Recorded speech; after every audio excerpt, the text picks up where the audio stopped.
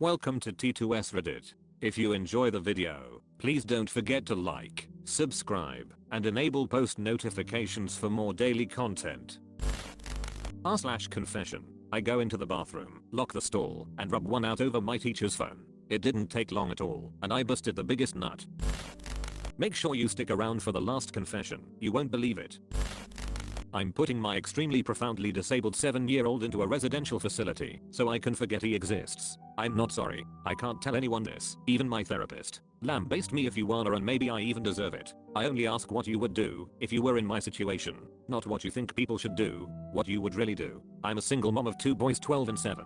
My husband passed away 3 years ago in a work accident. A very large portion of me believe it was a suicide. I can't see him ever making the mistake he made that caused his death, and he had taken an action just before that which ensured his co-workers weren't in the room. I fully believe he killed himself because of our younger son, and no one will ever change my mind. We were told when I was pregnant that he would have Down syndrome. We could handle that, even if it was severe. It turned out he has a chromosome deletion. His disorder is kind of rare, so I won't post which specific one, but suffice to say he'll never be anything more than he is now, or has ever been.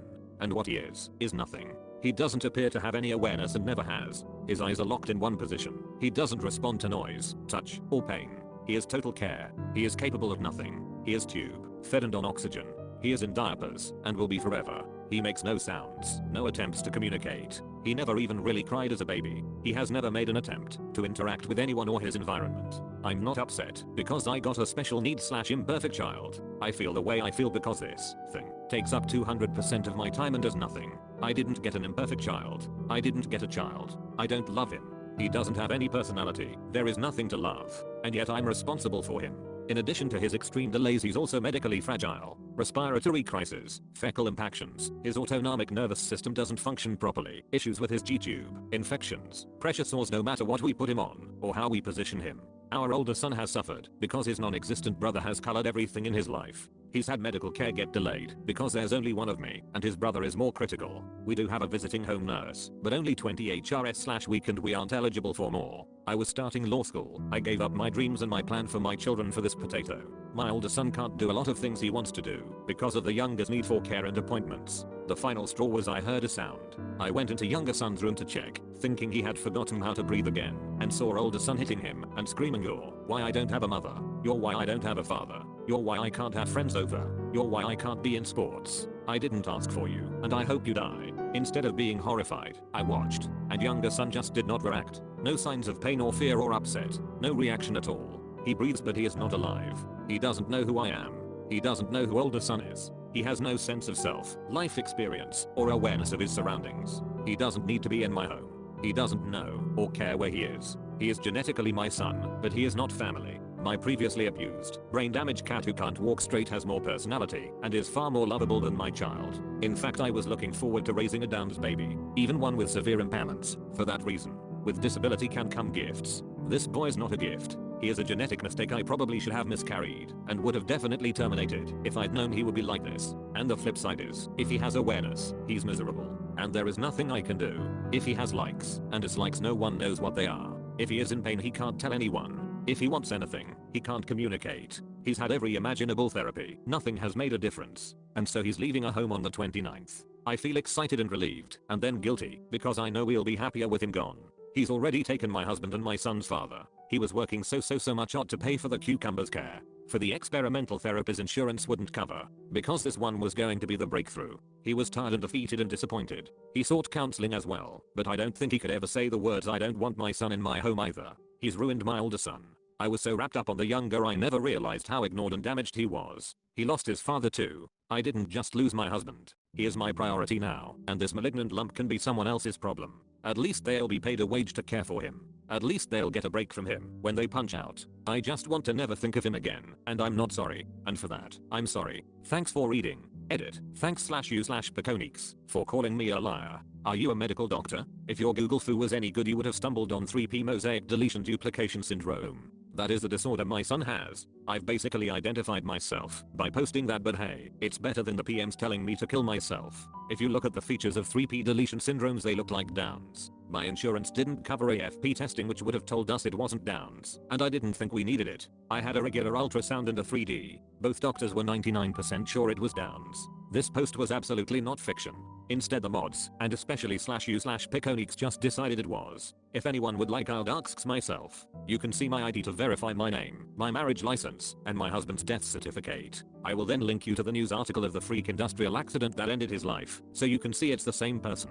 As for not choosing hospice for my son, I can't. About a year ago I myself was hospitalized with severe depression and CPTSD. There is proof of that too. During that time my late husband's mother petitioned to get control as my son's medical proxy and got it. I'm fighting it, but it's a long, complicated process. There are competency hearings. There are statements from doctors and evaluations. Unless she okays hospice, which she refuses, I cannot decide that. I have custody. I cannot take medical decisions. She agreed to residential care, which I feel is the second best option.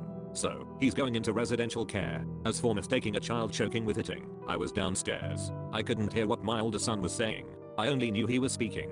Go punch a blanket, or IDK, a person with weak muscle tone. Then asks a person with weak muscle done to cough. They don't cough normally/forcefully. It's more a strong puff. Similar to, again, IDK, a muted punch. When you're used to jumping at every strange sound, it's difficult to discern what's what sometimes. So, /u/Piconiques, anything else you'd like to know? Care to admit I just might be telling the truth? There were identified details I left out, but guess you'll need them.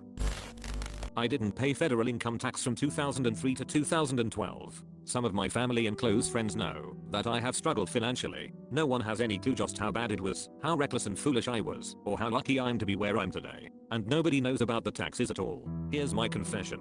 I started a small business in 1998, a single member LLC, which meant the company's tax return was Schedule C of my personal tax return. I never made quarterly tax payments, but always had the money for taxes until April 15th, 2003. I was about 30k short, so I filed the return and paid what I could, planning to pay the balance over the next few months. But business was weak, and I grew too much for myself, and a year later I had not made any payments. Plus I owed taxes again that I couldn't pay. I just submitted the return, and no money at all. I did the same in 2005. In 2005 IRS filed for a judgment against me and was awarded a tax lien for what I owed from 2002 to 2003, $116,000. IRS took no action to seize my assets then, or in subsequent years. Late in 2005 I got a golden opportunity. I took on a bunch of staff and equipment that I signed notes on personally. Money was flowing again. At tax time 2006 I had most of what I owed, but I had invested heavily in the new line of business and decided to double down, seeing millions in profits on the horizon, to wipe out my debt. So I filed but didn't pay. By 2007 things were humming. I had leased bigger space and increased staff again.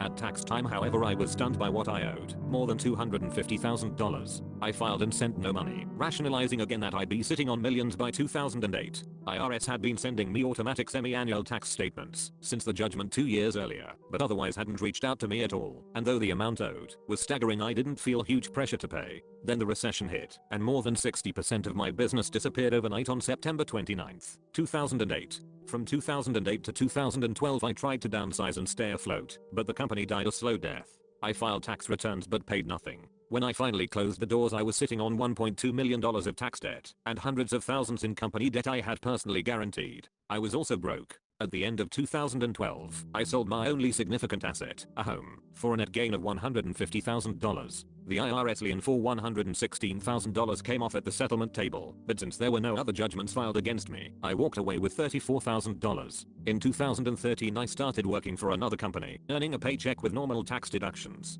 I worried IRS might come after my wages, but they never did. In 2014 I filed a return, and was actually due a small refund, but got a letter saying it had been applied to my tax debt. It was the same in 2015 and 2016. While the IRS wasn't coming after me, other creditors were, resulting in some judgments against me. But with no assets, and living paycheck to paycheck, there was nothing to take, and so no real repercussions. In 2017 I filed for Chapter 7 bankruptcy. You can have tax debt more than 3 years old discharged, provided that returns were filed. By the end of the year all of my debt had been discharged, and the liens and judgments nullified. The total amount was nearly $2 million, including 1.2 to IRS. Today I'm living better than I have for a decade. I'm renting a nice place and my only debt is a car loan for a new vehicle I just got. I actually have the best credit since 2009.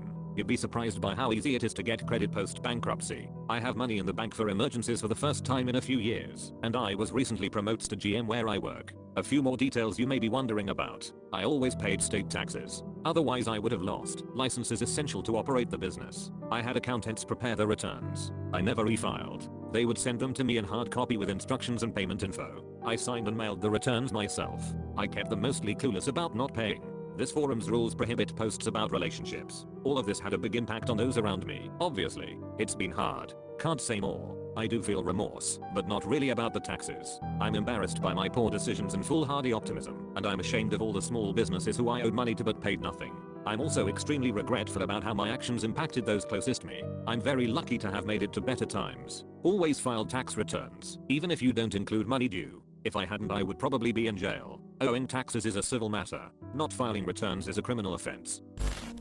I watched my students beating their classmate and I ignored it. I'm a history teacher, and in my class, 12, 13-year-old, there's this little prick that always makes a lot of noise, keeps touching and messing with other kids and employees and makes mean, racist jokes about everyone. He is constantly trying to make my life, and the life of his classmates hell, thinking he is funny or something. In a nutshell, he is a bully. Yesterday he destroyed his group project, causing everyone in his group to fail. Although I'm giving more time for the rest of his group to remake all of their lost work. I already tried calling his mom. The bitch defends her precious son. That would never do such bad things. He's such a sweetie. Today I was walking to the teacher's room to grab my coffee and I saw the kid being dragged to a corner. I knew what was going on the moment I saw it, and I just ignored what I saw and kept going my way. The kid got roughed up and had to go home early, while every soul at the class is silent shut about any suspects. But I believe that everyone in the class knew about this for some time now. I personally feel no remorse, nor I plan to advance or help on the investigation. I just pretend nothing happened and gave my lecture as always. No remorse, but I can't change the flair. Edit. Some more information. I'm a Brazilian and this school is a very small and poor one in the bad part of Rio de Janeiro. We do not have most of the resources, be it money or professionals, or the policies that you commenters have suggested to me. I know I was the asshole in this situation. I won't let this shit happen again, nor will I praise anyone that took part on this, but this is a confession subreddit, and I confess that it felt good. Also, the kid is fine. They hit him in the belly and arms, and obviously I won't let that happen again. The school is giving him extra care and attention. I snooped through a teacher's phone and found her nudes. This happened about 4 years ago when I was a part of the school newspaper my sophomore year of high school. A little backstory. This teacher was the young hot teacher, so I naturally was crushing on her, like most of the other guys in my school, lol. She was super nice, definitely one of favorites, and we grew into a nice teacher-student friendship. We still keep in contact actually. She's helped me with resumes in college quite a bit. On to the story. One day I was assigned to do an article about our school's culinary program. They had made a big garden, so they could have fresh veggies and herbs. I had finished writing the article and was told to go take pictures, but I had no way to take these pictures. The newspaper didn't have any cameras, so students would just use their phones. But I didn't have a smartphone at the time. My teacher gave me her phone and told me to take the pictures with that. I took her phone and was making my way down the hall to the culinary garden when I had this thought. My teacher crush just gave me her phone. I'm alone, and there could be nudes on this thing. I've used an iPad before, so I knew my way around an iPhone. Now what else would a horny teenager do? I started going through the photos. There were tons of pictures of her and her husband, friends, pets, etc.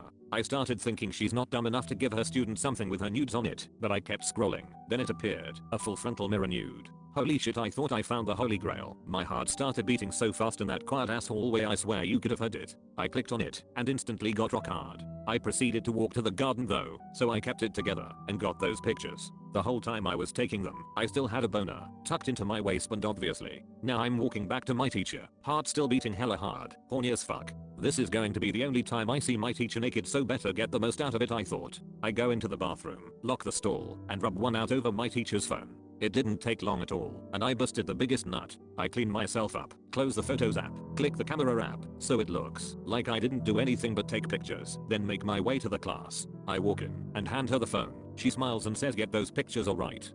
I reply, "Yep."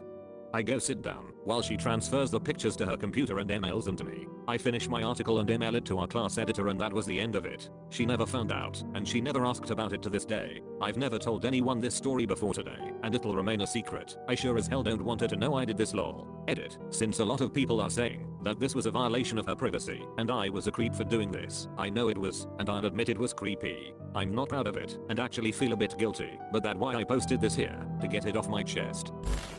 Thanks for watching. Subscribe below for more daily content.